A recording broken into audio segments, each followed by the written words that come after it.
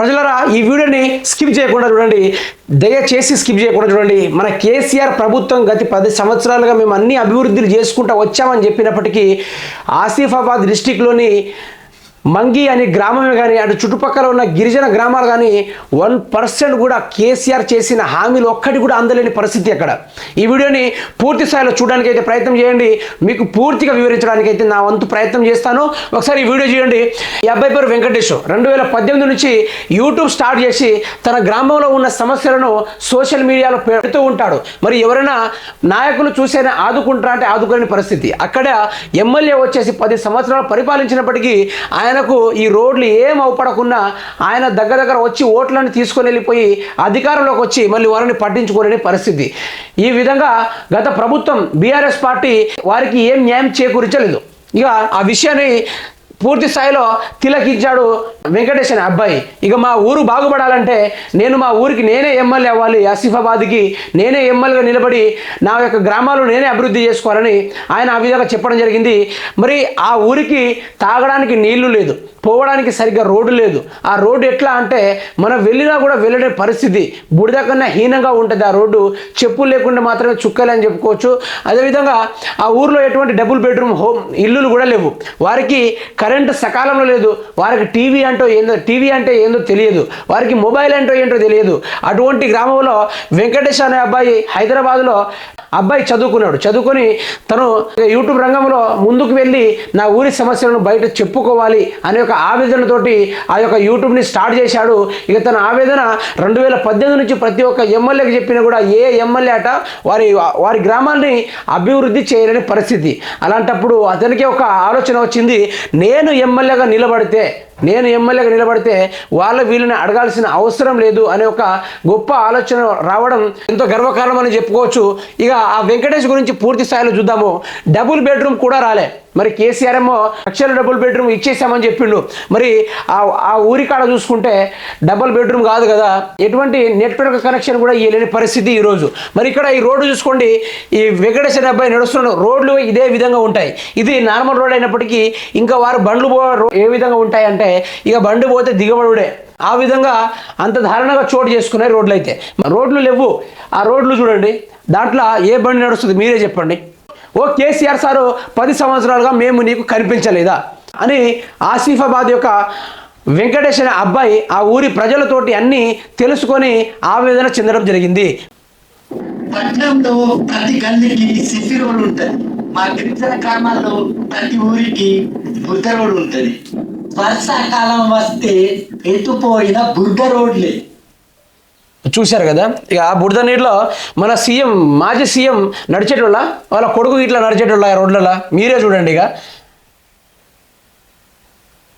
KCR double బెడ్రూమ్లు ఇస్తానని అన్నాడు కదా, సో కనీసం ఇలాంటి పేదవాళ్ళకైనా డబుల్ బెడ్రూమ్లు ఇస్తే బాగుంటుందని నేను అనుకుంటున్నా. బయట నుంచి అయితే ఇట్లున్నది, లోపల గుర్తున్నది.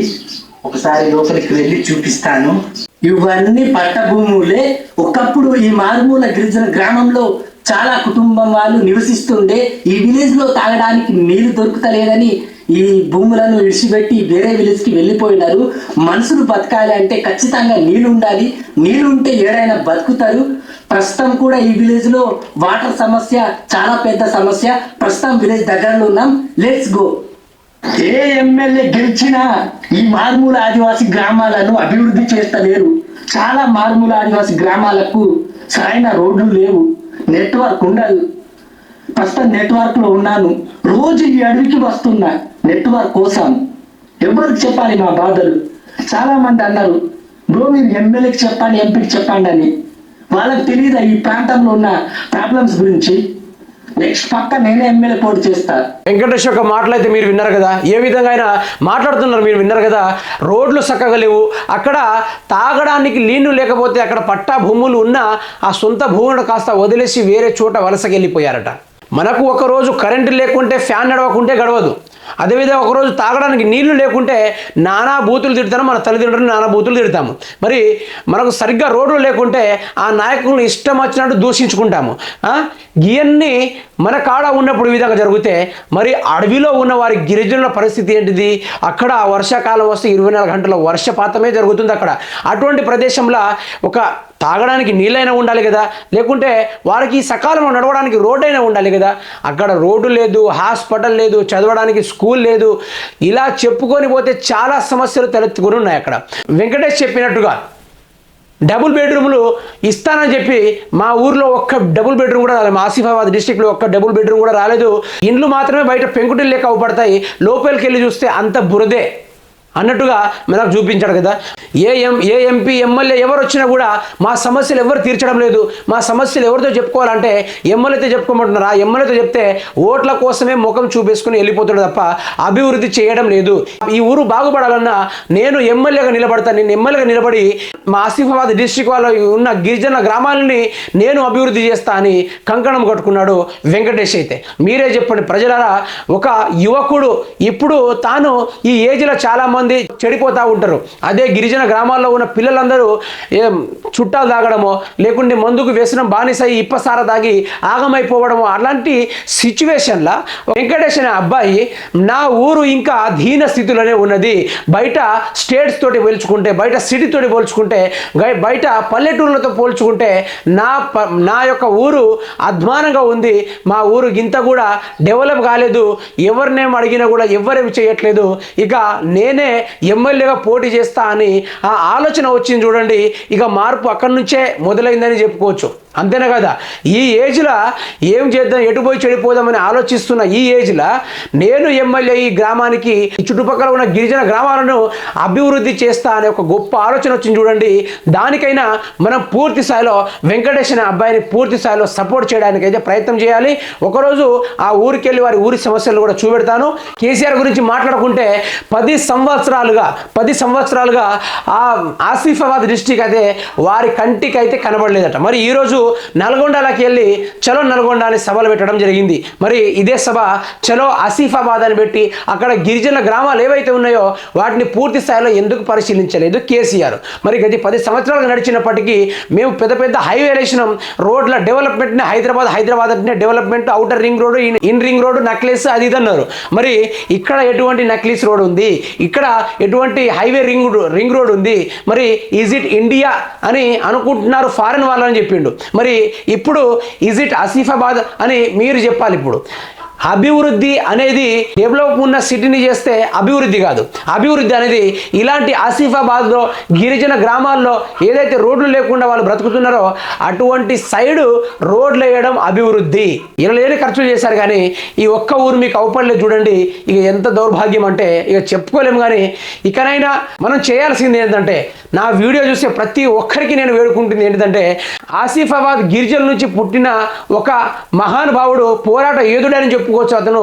ఇక వెంకటేష్కి మనం పూర్తి స్థాయిలో మద్దతు ఇవ్వాలి. మనం చేయాల్సింది జస్ట్ అతని వీడియోని షేర్ చేయడం, గొప్ప వాళ్ళ దగ్గరికి ఆ వీడియోలు షేర్ అయ్యేలా చూడడం. దాని మించి మనం ఏం చేయాల్సింది లేదు. అదొక్కటి చేస్తే ఈ అబ్బాయి ఆ గిరిజన ఆసిఫాబాద్ గిరిజనులను ఆదుకునేలా ఒక అధికారం పొందేలా చేస్తే అతను ఎమ్మెల్యే అయ్యి వారి గ్రామాలను అభివృద్ధి చేసుకునే, మమ్మల్ని ఎవరు ఆదుకోవడం లేదు, మేము ఏం చేసినా కూడా మా దగ్గరికి వస్తున్నారు వెళ్ళిపోతున్నారు, కానీ మా యొక్క జీవితాలు ఇదే విధంగా కొనసాగుతున్నాయి, మమ్మల్ని ఆదుకునే నాదుడే లేడు. గత 10 సంవత్సరాల కేసీఆర్కి అవపడలేదా? డబుల్ బెడ్రూమ్ కూడా ఇవ్వలేదు, మాకు రోడ్లు కూడా ఇవ్వలేదు, మాకు నడవడానికి ఎంతో ఇబ్బందిగా ఉంది, ఏదైనా విష సర్పాలు కాటేస్తే చనిపోయే పరిస్థితి ఉంది, మాకు ఇండ్లు కూడా లేవు, కరెంటు లేదు, తాగడానికి మంచినీళ్ళు కూడా లేదు. మరి ప్రభుత్వాలు మా దగ్గరకు వచ్చి ఓట్లు వేసుకొని పోతున్నారు కానీ మాకు ఎటువంటి న్యాయం చేకూర్చడం లేదని ఆసిఫాబాద్ గిరిజనుల యొక్క మాటలు ఈ విధంగా తెలుపుకోవడం జరిగింది. ప్రజలారా, దయచేసి వెంకటేష్ అనే అబ్బాయిని ఎమ్మెల్యే అయ్యేంత వరకు మన వంతు మనం కృషి చేయడానికైతే ప్రయత్నం అయితే చేద్దాము. దొంగలు లంగలు అందరూ కలిసి దొరలు ఏలుతున్నారు, రెడ్డిలు ఏలుతున్నారు. మరి కొన్ని రోజులు వచ్చేస్తే మళ్ళీ ఇంకో రాజులు వచ్చి ఏలుకుంటారు. కానీ ఇటువంటి గిరిజన అబ్బాయికి మనం మద్దతు ఇస్తే కనుక, గిరిజన అబ్బాయికి మనం సపోర్ట్ చేస్తే కనుక చిరస్థాయిలో ఒక గిరిజన గ్రామాలను అభివృద్ధి చేసుకున్నారనే చరిత్ర తలెత్తుతుంది తప్ప ఇంకా ఎన్ని రోజులు మనం దొరల కింద రెడ్డిల కింద బాంచనగిరి కొట్టుకుంటూ ఉండడం కూడా కరెక్ట్ కాదు. ఇక యువత ఎప్పటికైనా మేలుకోవాలి, మీ ఊరిని మీరు బాగుపరుచుకోవడానికి అయితే ఎమ్మెల్యేలుగా మీరు పోటీ చేయండి. ఎట్లాగో ఈ ప్రభుత్వాలు ఉద్యోగాలు ఇవ్వవు కాబట్టి మన లక్ష్యం ఎమ్మెల్యేలా ఎంపీలా లేకుంటే సర్పంచ్లుగా గిదేయిగా. మన రాష్ట్రంలో ఎనలేని చదువులు చదువుతున్నారు కానీ పొలిటికల్ అనే చదివి మనం తొందరగా ఎమ్మెల్యేలు గిమ్మెల్యేలు అయిపోవాలి అంతే.